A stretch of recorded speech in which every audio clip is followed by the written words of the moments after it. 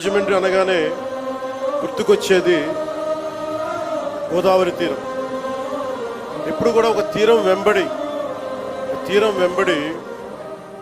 ఎప్పుడు నాగరికత ఉన్న చోట భాష అన్నీ ఎదుగుతాయి. అలాంటి పరిస్థితుల్లో ఈ నేల ఎలాంటిదంటే మనకి ఆంధ్రుల అన్నపూర్ణగా పేరుగాంచిన డొక్కా సీతమ్మ గారికి జన్మనిచ్చిన నేల.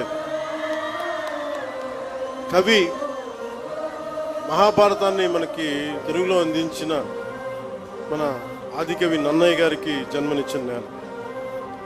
అలాగే ఎంతోమంది కళాకారులకి సామాజికవేత్తలకి జన్మనిచ్చింది.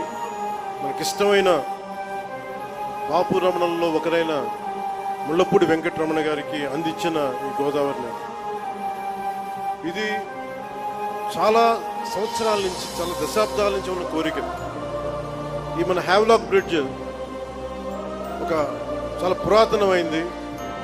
దీనిని ఆడకుండా వదిలేసాం, దీన్ని ఎలా చేయాలి అనేది చాలా మంది ప్రజల ఆకాంక్ష, గోదావరి జిల్లా ప్రజల ఆకాంక్ష.